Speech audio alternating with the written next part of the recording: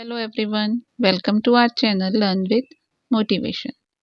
इस वीडियो में हम class 10th subject information technology की बुक एम्प्लॉयबिलिटी स्किल, जो कि आपके थ्योरी एग्जाम में 10 मार्क्स की आएगी, उसका सॉल्व्ड एमसीक्यू रिवाइज करेंगे। इस बुक के 5 यूनिट हैं: communication skill, self management, information communication technology, entrepreneurial skill, green skill. इन पांचों यूनिट के हर एक यूनिट की वैल्यू 2 मार्क्स की है, तो इसीलिए हम पांचों यूनिट एक साथ रिवाइज करेंगे। Taking ownership is the step toward dash. Options are shy, incapable, self development, timid. जब आप किसी भी काम की ओनरशिप लेते हैं तो उसे क्या कहा जाता है? इसमें आपको वर्ड्स के मीनिंग देखो समझ आने चाहिए, तो आप अगर वर्ड के मीनिंग समझ रहे हैं तो आपको इसका आंसर आ जाएगा। चलिए अपने आंसर चेक कर लीजिए। The right answer is self development. Taking ownership is the step toward self development. One of the most effective stress relieving technique is. अगर आपको स्ट्रेस हो रहा है तो जो आपने यूनिट 2 में स्ट्रेस मैनेजमेंट सीखा हुआ है, ठीक है, तो स्ट्रेस हो रहा है तो उसको रिलीव करने के लिए, उससे छुटकारा पाने के लिए आप क्या करेंगे? Options are accident, yoga, hazards, tension. जल्दी से अपना आंसर दीजिए। Now check your answer. Right answer is yoga. One of the most effective stress relieving technique is yoga. अगर आपको थोड़ा बहुत स्ट्रेस हो रहा है तो आप योगा करेंगे तो आपको स्ट्रेस में काफी रिलीविंग फील होगा।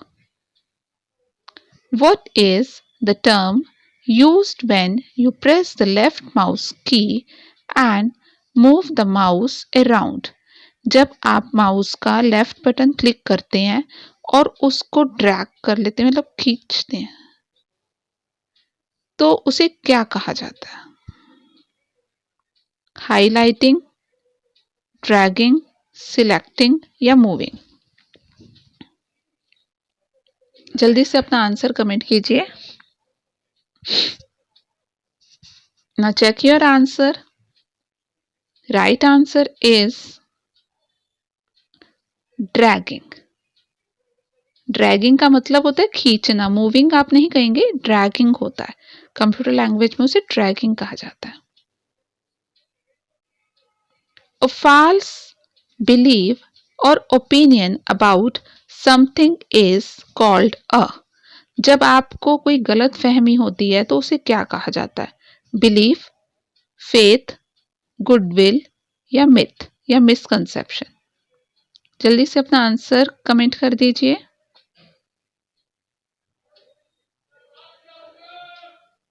And the right answer is myth, यानी कि misconception. A false belief or opinion about something is called a misconception. How many sustainable development goals are given by United Nations? United Nations द्वारा कितने sustainable development goals दिए गए हैं? 18, 17, 15 और 20? जल्दी से अपना आंसर कमेंट कीजिए।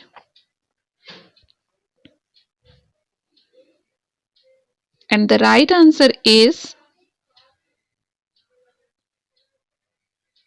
17। टोटल 17 गोल आपको दिए गए हैं जिसे हमें फॉलो करना है।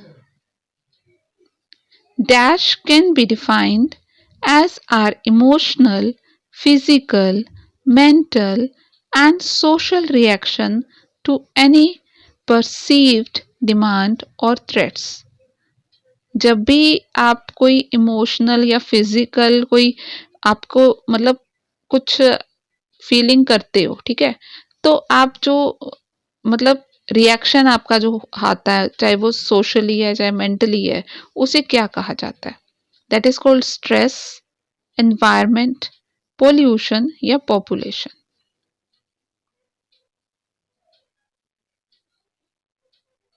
Now check your answer. The right answer is stress. Stress can be defined as emotional, जब आप इमोशनली, फिजिकली, मेंटली या सोशली आप रिएक्ट करते हो कोई भी डिमांड या कोई भी बुरे व्यवहार के प्रति, तो उसे स्ट्रेस कहा जाता है. Dash is stealing of software and it includes using or distributing unlicensed and unauthorized copies of a computer program or software. जब भी किसी सॉफ्टवेयर की चोरी की जाती है या उस सॉफ्टवेयर की कॉपी बना के, जो कि अनलाइसेंस विदाउट परमिशन, उसकी कॉपी बना के सेल किया जाता है, कोई प्रोग्राम हो या कोई मूवीज की मतलब सीरीज बना के सेल की जाती है, तो उसे क्या कहा जाता है? Options are software piracy, software privacy, thief, server.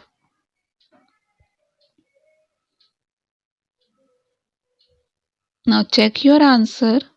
Right answer is software piracy. देखो कंफ्यूज मत होना पायरेसी और प्राइवेसी में. जब आप कोई पासवर्ड डालकर उसे अपना प्राइवेट बनाते हो तो दैट इज प्राइवेसी, ठीक है. और पायरेसी का मतलब होता है चोरी, ठीक है. मोस्टली बच्चे इसमें कंफ्यूज हो जाते हैं. तो आप प्राइवेट अगर करते हैं तो प्राइवेट प्राइवेसी, ठीक है, ऐसे याद कर लीजिए.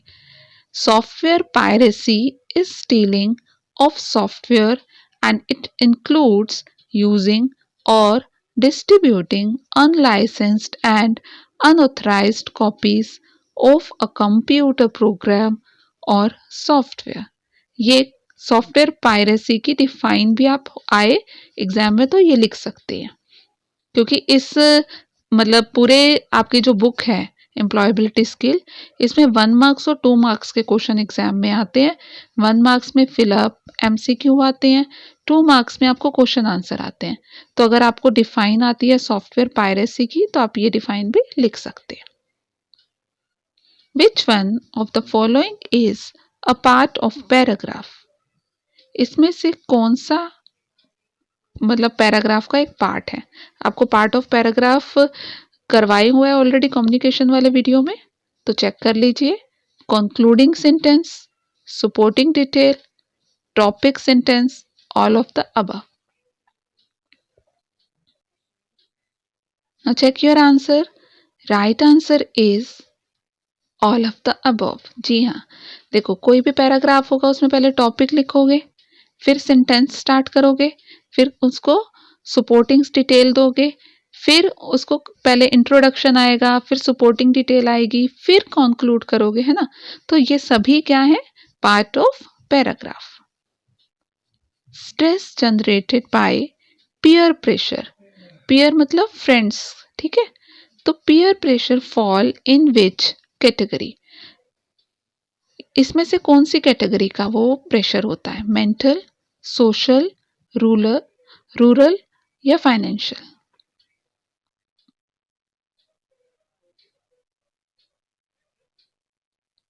Now check your answer. Right answer is social. क्योंकि आप फ्रेंड सर्कल क्या है? सोसाइटी है. तो उनसे जब मिल रहे हो और उनसे कोई प्रेशर पड़ रहा है, कोई प्रेशर मतलब पीयर प्रेशर का मतलब कि अगर वो कह रहा है कि आप खेल नहीं सकते हो और आपको यही फील होने लग जाए कि हाँ मैं तो खेल नहीं सकता या मेरे में कोई कमी है, ठीक है, तो उसको हम कहते हैं पीयर प्रेशर. कि फ्रेंड के साथ कई बार बच्चे स्मोकिंग शुरू करते हैं, किसकी वजह से? क्योंकि फ्रेंड्स ने बोला, फ्रेंड ने प्रेशर डाला, ठीक है. तो ये जो फ्रेंड के प्रेशर की वजह से, पीयर प्रेशर की वजह से आपको स्ट्रेस होता है, थोड़ी सी टेंशन शुरू हो जाती है, उसे सोशल कैटेगरी में इंक्लूड किया जाता है. Which factor enhance the ability to work independently. इसमें से कौन सा फैक्टर आपको मोटिवेट करता है कि आप इंडिपेंडेंटली वर्क करो? That is called self motivation, self awareness, self regulation or all of the above. Comment your answer fast. And the right answer is all of the above. आप independently work करोगे तो उसके लिए आप self को motivate भी करोगे, अपने आप को मोटिवेट करोगे, नॉलेज गेट करोगे, अवेयर रहोगे, तभी तो इंडिपेंडेंटली वर्क कर पाओगे, तो सेल्फ अवेयर रखोगे। एंड सेल्फ रेगुलेशन यानी कि अपने आप को रेगुलेट करोगे, प्रॉपरली टाइमली सब वर्क कंप्लीट करोगे, तभी आप इंडिपेंडेंटली कोई काम कर सकते हो। What will be the first step for inserting page number in a document? आपको एक पेज में नंबर डालना है, ठीक है? तो सबसे पहला स्टेप क्या है? सबसे पहला step, click insert on tool bar, click header on the tool bar, click layout on the toolbar, click design on the toolbar. Comment your answer fast.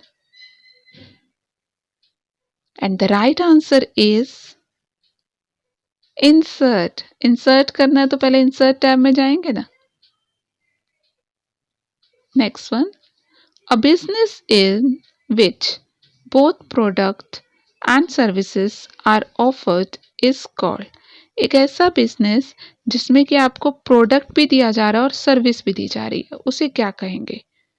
Product business, hybrid business, social service, service business.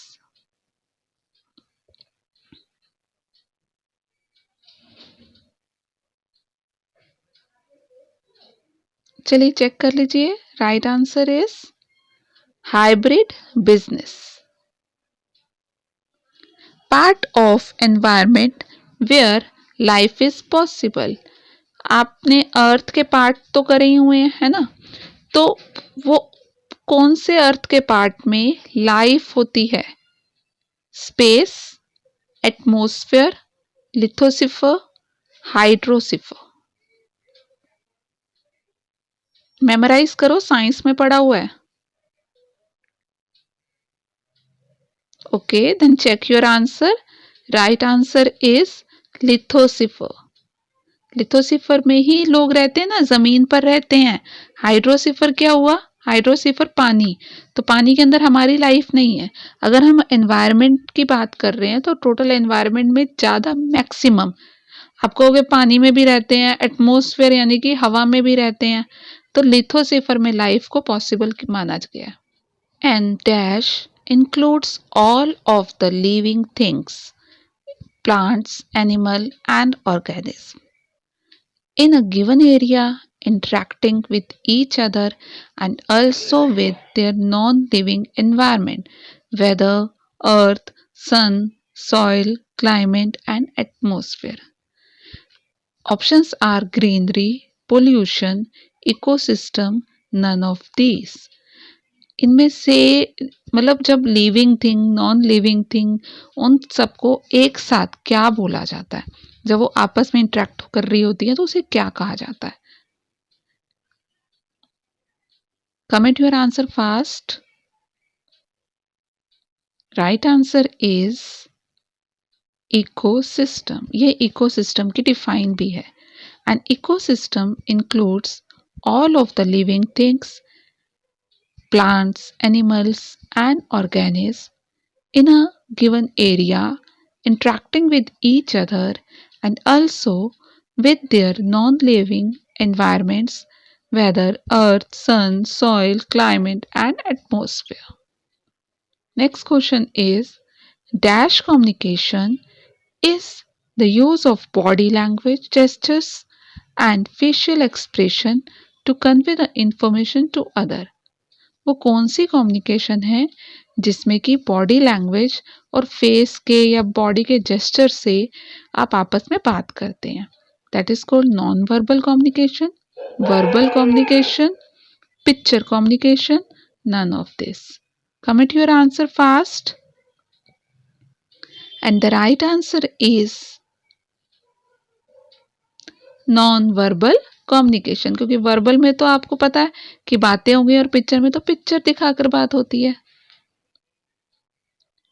The dash to focusing human effort for maintaining a healthy body and mind capable of better withstanding stressful situation. Options are stress management, yoga, employ, government. किसका मतलब होता है कि focus करना human का effort, जिसमें कि वो अपने बॉडी को भी हेल्दी रखता है, माइंड को भी वो कैपेबल बनाता है स्ट्रेसफुल सिचुएशन को फेस करने के लिए। जल्दी से अपना आंसर दीजिए। And the right answer is stress management. Stress management की ये डिफाइन भी आप लिख सकते हो अगर एग्जाम में आती है। Stress management refers to focusing human effort for maintaining a healthy body and mind capable of better withstanding stressful situation. The next question is the place where deleted files are placed is called dash. आप जो system में आपके computer पे file delete करते हो तो वो file कहाँ जाती हैं? Folder, open office writer, recycle bin या system? Comment your answer fast. And the right answer is recycle bin. The place where deleted files are placed is called recycle bin. ये recycle bin की define आए तो आप ये answer लिख सकते हैं। Identify which of the following is a temporary file. आप इसमें से नीचे जो दिए हुए हैं ना, इसमें से आइडेंटिफाई कीजिए कि कौन सी टेम्परेरी फाइल है। Project dot docx, mathsite dot tmp, both A and B, neither A or nor B. Comment your answer fast. And the right answer is mathsite.tmp। देखो एक्सटेंशन से ही आप आइडेंटिफाई कर लोगे। .tmp का मतलब टेम्परेरी फाइल और .docx का मतलब डॉक्यूमेंट यानी कि MS वर्ड की file. Dash entrepreneurship is the process where women organize all the factors of production, undertake risk and provide employment to other। वो कौन सी एंटरप्रेन्योरशिप होती है जिसमें कि वुमेन ऑर्गेनाइज करती है और सारी रिस्पॉन्सिबिलिटी, सारा रिस्क उस वुमेन का होता है? That is called government entrepreneurship, private entrepreneurship, man entrepreneurship या women entrepreneurship? Comment your answer fast.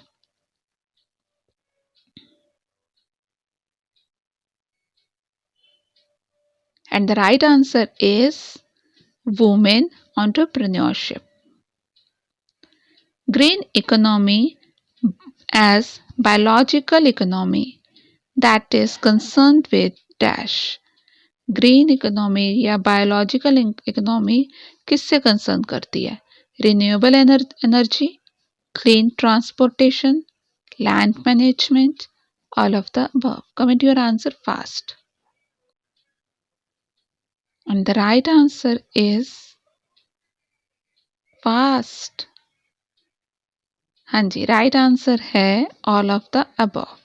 Green economy as biological economy that is concern with all of the above, उसमें सब कुछ आ जाएगा। Hope you understand all the topic very clearly and don't forget to like and subscribe the channel. Thank you.